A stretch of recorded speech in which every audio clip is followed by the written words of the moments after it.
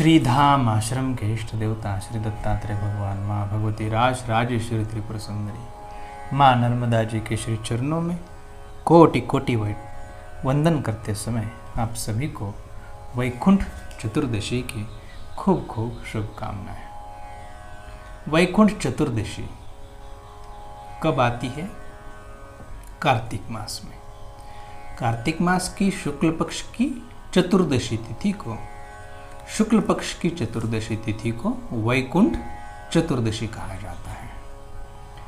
इस दिन का महात्म्य अन्य दिनों से कुछ और ही है, तो आज हम लोग उसको जानते हैं। भगवान विष्णु गुरु पूर्णिमा के पहले 4 दिन जो एकादशी आती है, उस एकादशी को देवशयनी एकादशी कहते हैं। देवशयनी एकादशी के दिन भगवान विष्णु योग निद्रा में चले जाते हैं और चातुर्मास प्रारंभ हो जाता है। इस चातुर्मास की पूर्णाहुति होती है कार्तिक मास की पूर्णिमा के दिन पूर्णाहुति हो जाती है।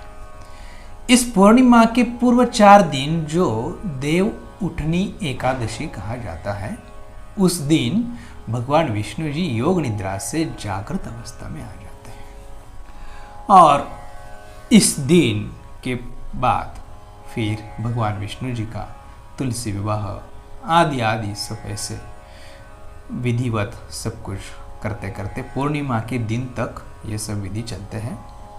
पूर्णिमा का एक दिन पहले कार्तिक शुक्ल पक्ष चतुर्दशी जिसको कहा जाता है, इस चतुर्दशी के दिन भगवान रात्रि के समय भगवान विष्णु और भगवान महादेव दोनों का आपसी मिलन होता है। इस दिन वैकुंठ के दरवाजे खुले हो जाते हैं और भगवान विष्णु वहां पर आते हैं। जो उन्होंने अपना हाथ में रखा हुआ सुदर्शन चक्र महादेव जी को सौंप दिया जाता है चातुर्मास के समय।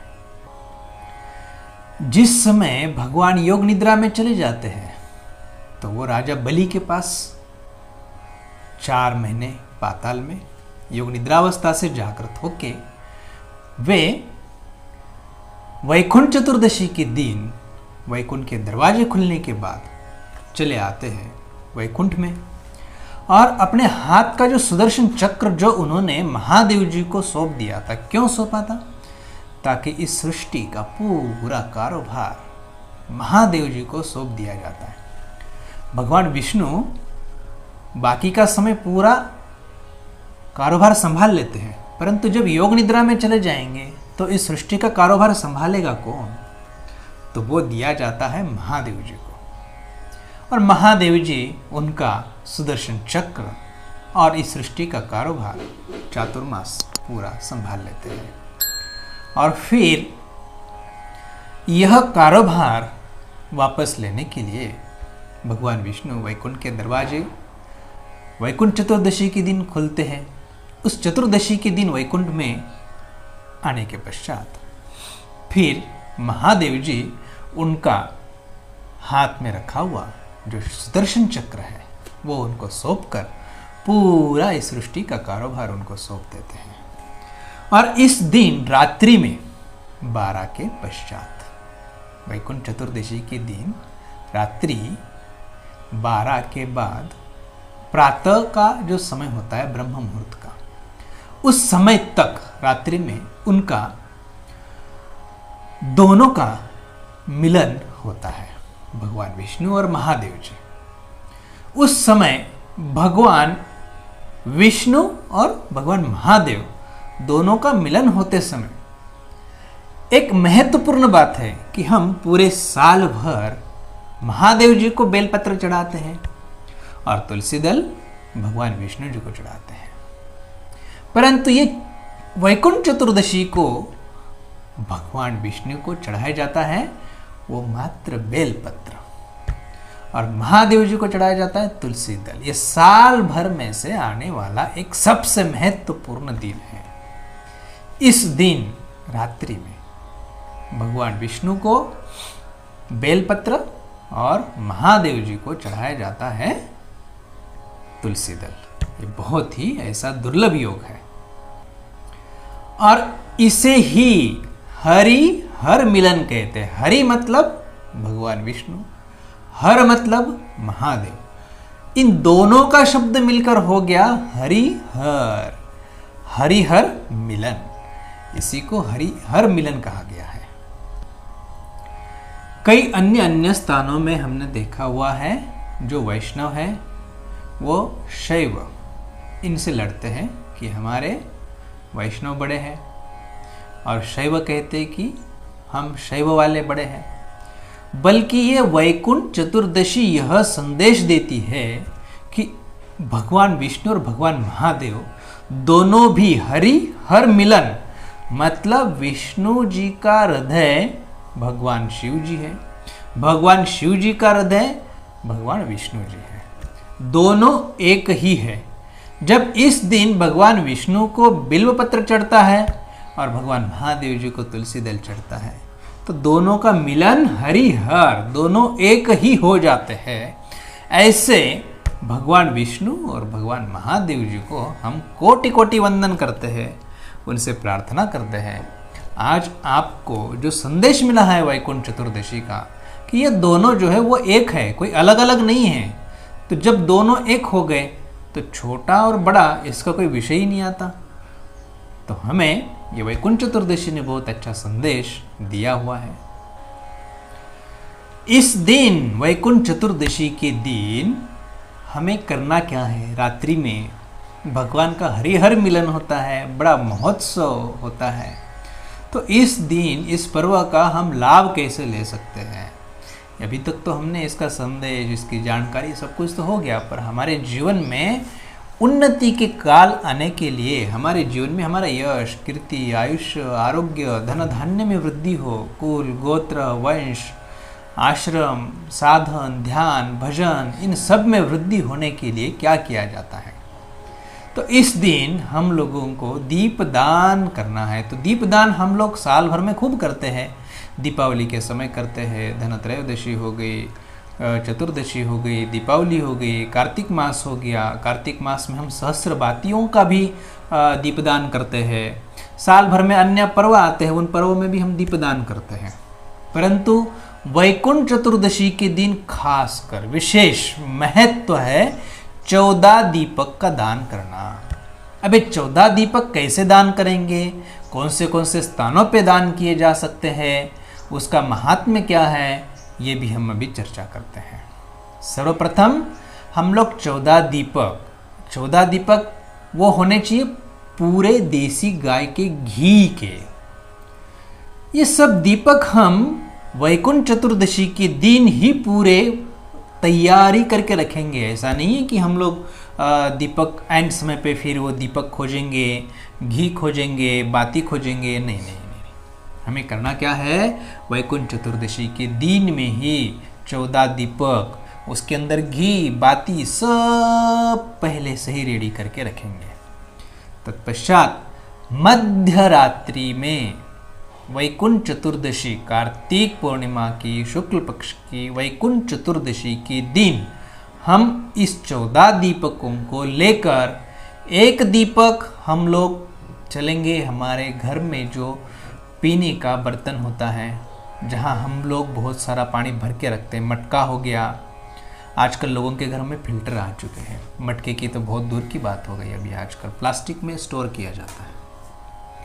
वैसे तो ये बात बहुत अलग है, परंतु हम यहाँ पर केवल मट्टी का बर्तन ही लेंगे, जहाँ पे हम लोग मटक्या जिसको कहते हैं, इस जलाशय के पास में हम लोग एक दीपक भर के घी का भरा हुआ जो बाती पूर्व निर्धारित तैयारी करके रखा हुआ था, उस दीपक को जलाएंगे। और हम लोग यह दीपक यहीं पर क्यों रखेंगे?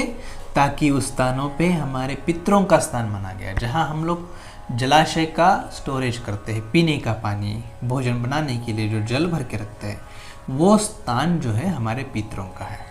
सर्वप्रथम हम उनके पास दीपक जलाएंगे, तो उनसे प्रार्थना करेंगे कि हमारे जीवन में साल भर हमारा यश, कीर्ति, आयुष्य, आरोग्य, धन धान्य में वृद्धि करने के लिए आप हमें आशीर्वाद प्रदान करें।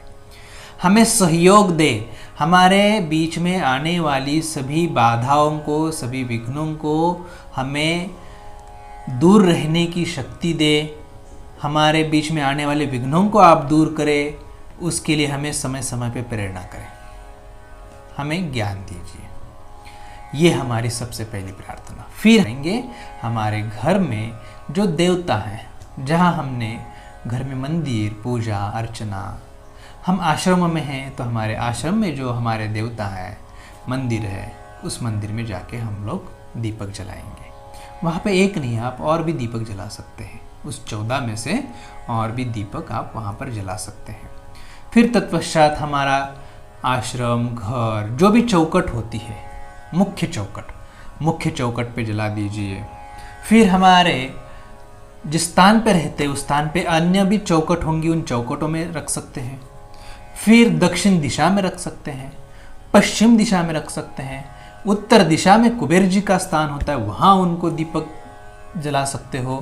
पीपल देवता हो, आंवला हो, वट वृक्ष हो, तुलसी माता हो, ऐसे अन्य अन्य स्थानों पे हम लोग 14 दीपक हम लोग जाकर वहाँ पे दान करने हैं।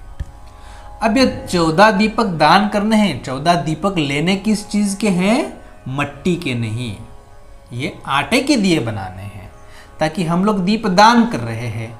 आजकल अलग अलग मट्टी के दीपक आते हैं, तो वो हम लोग उतना पूजा में ग्राह्य नहीं पकड़ा जाता।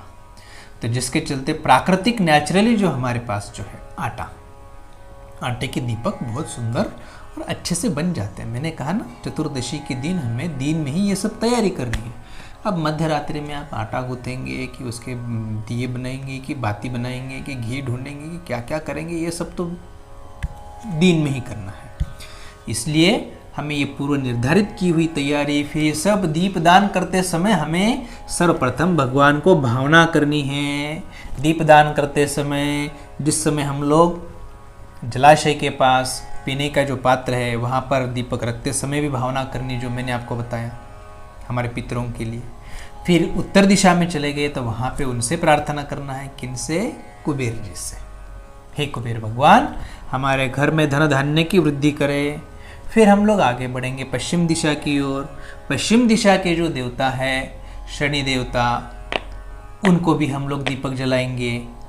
उनसे होने वाली वक्र दृष्टि, साढ़े सती, अन्य अन्य जो परेशानियां हैं, उनके लिए उनसे प्रार्थना करेंगे कि आप हमें इसमें राहत दिलाइए, हमें होने वाले तकलीफ़ों को दूर करिए, हमारे कष्टों को दूर करिए।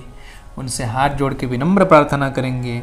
शनि देवता की भक्ति मतलब योग। भगवान शनिदेव योग करते हैं, वो योगाभ्यास होता है, तो वो हमें आध्यात्मिक उन्नति के लिए भगवान शनिदेव बहुत बहुत फल प्राप्त करते हैं। तो इसके लिए हमें उनसे भी प्रार्थना करनी है। आप सभी को श्रीधाम आश्रम की ओर से इस वैकुंठ चतुर्दशी की खूब खूब बधाइयाँ, और इसका आप जितना ज़्यादा से ज़्यादा लोगों तक फैलाओगे, ये ज्ञान का दान है, सर्वश्रेष्ठ दान। हम लोग अन्नदान करेंगे, धन दान करेंगे, वस्त्र दान करेंगे, बाकी सबसे ज़्यादा श्रेष्ठतम, उच्चतम, उच्च कोटि का दान ज्ञान दान कहा गया है। तो हम यह ज्ञान का दान जितने लोगों तक करेंगे, उतना हमारे जीवन में यश, कीर्ति, आयुष्य, आरोग्य, धन धान्य में वृद्धि के लिए हम श्रीधाम आश्रम भगवान श्री दत्तात्रेय भगवान, माँ भगवती राजराजेश्वरी त्रिपुर सुंदरी, माँ नर्मदा जी से प्रार्थना करते हैं। जो भी श्रीधाम आश्रम परिवार से जुड़े हुए लोग, इन सब के लिए यह प्रार्थना करते हुए आप सभी को वैकुंठ चतुर्दशी की खूब खूब बधाइयाँ। जय गुरुदेव।